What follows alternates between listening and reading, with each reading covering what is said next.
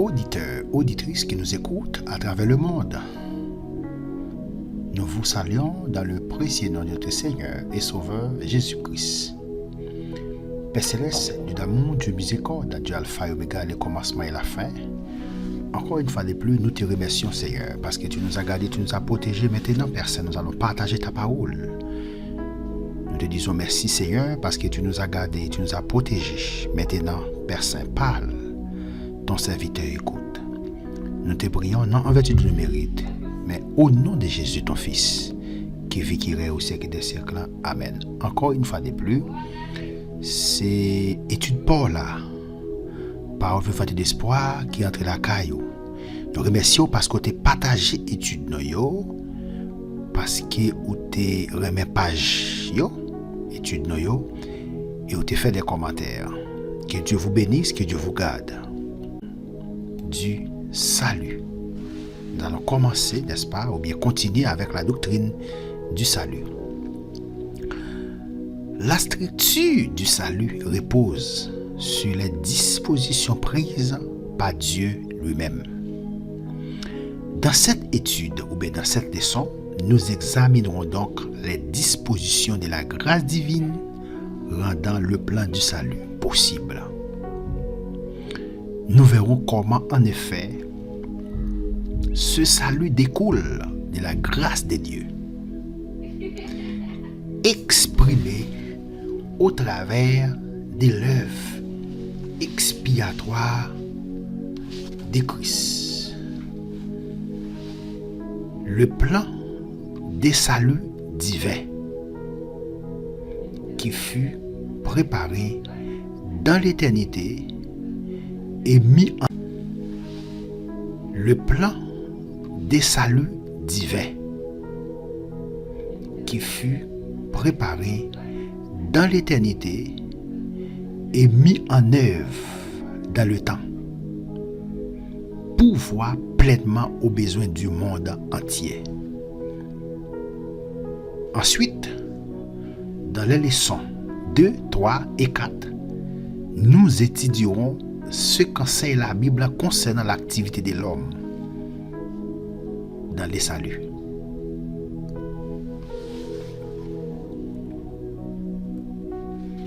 En examinant cet enseignement biblique du salut en profondeur, vous n'en apprécierez que davantage l'amour, la grâce et la sagesse de Dieu qui donne ce salut à tous et à toutes.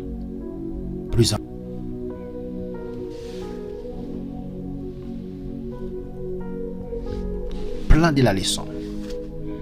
Le salut découle de la grâce de Dieu. Le salut provient de l'œuvre expiatoire de Christ. Le salut pourvoit aux besoins de l'homme. Objectif de la leçon. Lorsque vous aurez achevé cette leçon, vous serez en mesure de dire quelle est la source du salut et d'en expliquer la signification, d'expliquer la relation qui existe entre votre salut et la mort de Christ comme substitut pour chaque individu, d'expliquer que le salut repose sur l'œuvre expiatoire de Christ et qu'il pourvoit pleinement aux besoins du monde entier.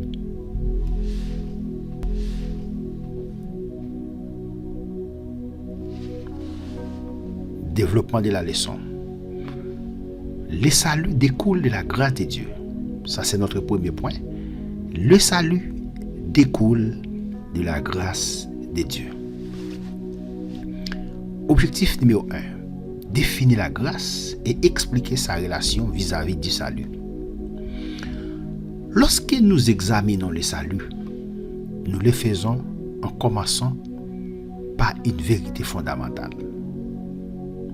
Lorsque nous examinons le salut, nous le faisons en commençant par une vérité fondamentale. Quelle vérité fondamentale?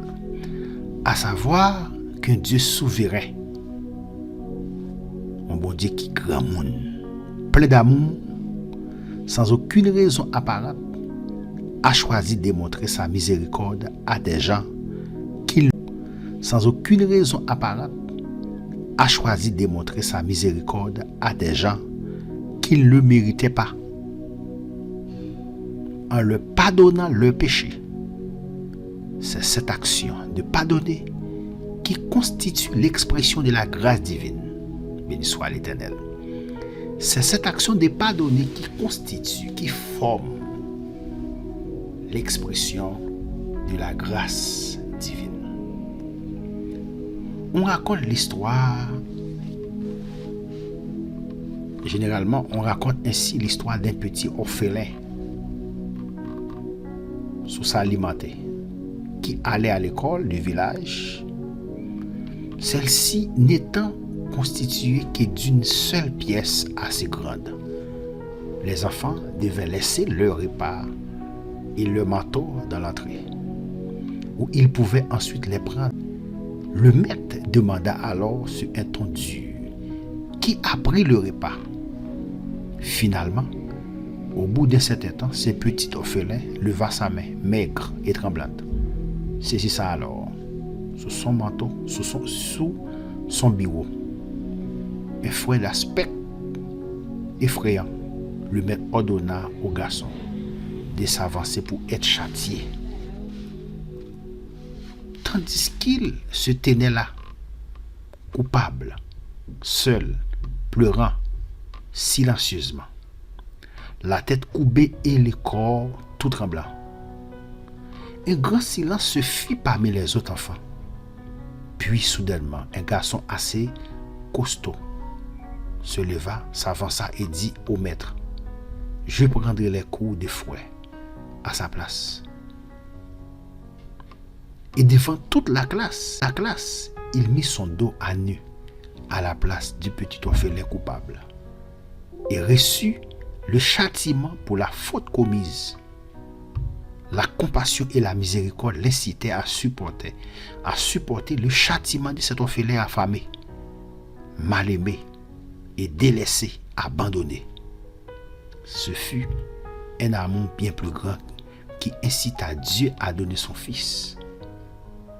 Ce fut un amour bien plus grand qui incita Dieu à donner son Fils pour que celui-ci souffre le châtiment du monde entier, subit la peine exigée, la peine que nous méritons. Il a pris, n'est-ce pas, notre place en prenant sur soi le châtiment d'un autre. Est une façon de démontrer ce que la Bible appelle la grâce. Béni soit l'Éternel. Est une façon. La grâce n'est ni plus ni moins qu'une faveur imméritée. C'est ça la grâce. C'est une faveur non méritée. C'est une faveur imméritée. Dans le salut, la grâce est donc la bonté avec laquelle Dieu fait une faveur à des gens qui ne méritent rien. C'est ça la grâce. Dieu fait une faveur, n'est-ce pas? Dieu fait une faveur à des gens qui ne méritent rien. Ceux qui ont péché ne méritent que le jugement et le châtiment.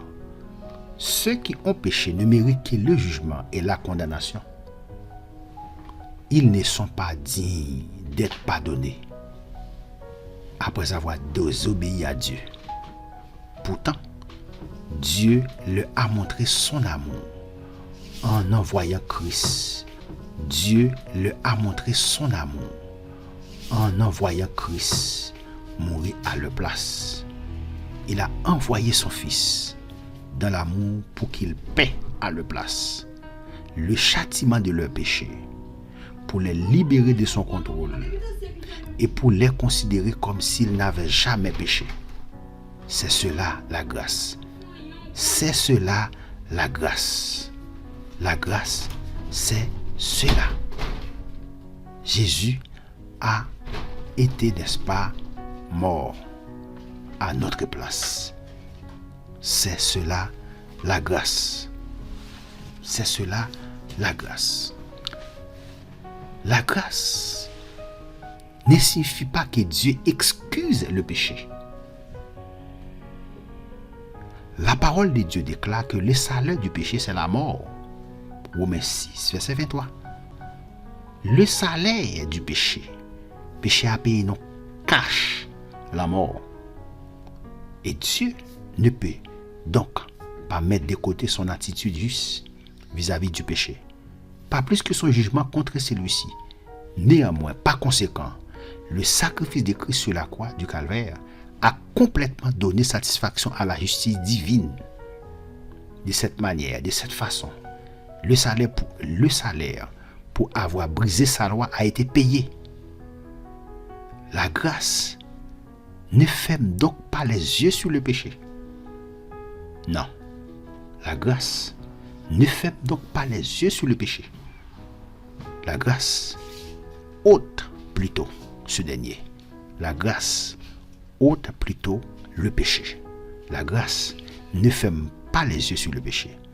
Elle ôte plutôt le péché. De Dieu. La miséricorde de Dieu, il ne nous donne pas ce que nous méritons. La miséricorde de Dieu veut dire que bon Dieu pas non ça nous mériter, ça c'est sa miséricorde. La grâce de Dieu, il nous donne ce que nous ne méritons pas. C'est ça la différence entre la miséricorde de Dieu et la grâce de Dieu. La miséricorde de Dieu, bon Dieu pas non ça nous mériter. Ça c'est sa miséricorde. Il ne nous donne pas ce que nous méritons. La grâce de Dieu, il nous donne ce que nous ne méritons pas. Ça veut dire, Libanon, ça n'a pas mérité. Nous pas mérité le pardon. Non. Libanon, ça n'a pas mérité. Nous pas mérité le pardon. Nous avons mérité condamnation. Eh bien, Libanon, ça n'a pas mérité. Ça, c'est la grâce. Nous pas mérité le pardon. Nous avons mérité condamnation. Eh bien, Libanon, ça n'a pas mérité. Ça, c'est la grâce de Dieu. Libanon, ça n'a pas mérité. La grâce a donc son origine ou son commencement en Dieu. Il en est la source. Dieu, n'est-ce pas, est la source de la grâce. Elle provient de lui en quantité illimitée. La grâce provient de Dieu en quantité illimitée, sans limite, et est accordée comme étant une faveur de sa part à chaque personne. Encore une fois de plus, que Dieu vous bénisse, que Dieu vous garde, que Dieu vous protège. En quelque sorte, c'était votre serviteur, Jean-Fristel Pétion, qui était en train de partager la parole de Dieu avec vous. Faites des commentaires, partagez, n'est-ce pas, mes études sur tous les réseaux sociaux. Ok. Aimez notre page YouTube. Partagez sur Facebook. Invitez d'autres personnes, n'est-ce pas, à rejoindre ma chaîne YouTube. Notre but, c'est de partager l'évangile, la parole de Jésus-Christ, parce que notre émission